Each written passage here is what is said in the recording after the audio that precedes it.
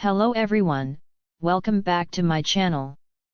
If you're new here, it is important to know that I'm here to help you prepare for your IELTS speaking exam with tips, strategies, and sample answers.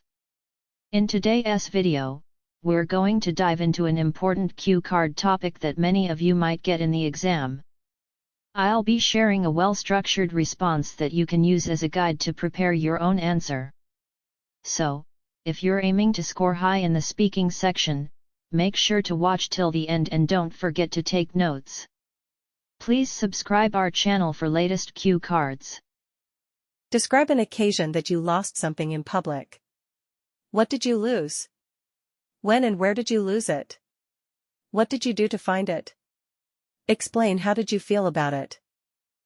About a year ago, I lost my wallet at a busy shopping mall, which was a notable instance of me losing something in public. Due to weekend deals, the mall was incredibly busy on this Sunday afternoon.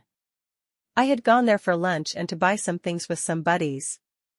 I put my wallet in my bag's side pocket after buying something at one of the stores, not noticing it wasn't securely fastened. After visiting the food court and strolling around the mall some more, we went to see a movie. I didn't realize I had lost my wallet until the movie was over and I went to buy some food. It contained vital documents including my ID card, debit card, some cash, and even my Metro card, which startled and alarmed me. In the hopes that someone had located it and turned it over, I quickly went back and asked at the help desk.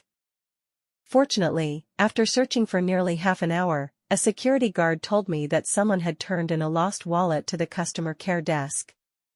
I was so relieved to find it mine when I hurried there. Everything within was undamaged. I learned a valuable lesson that day to be extra cautious with personal belongings, especially in public settings.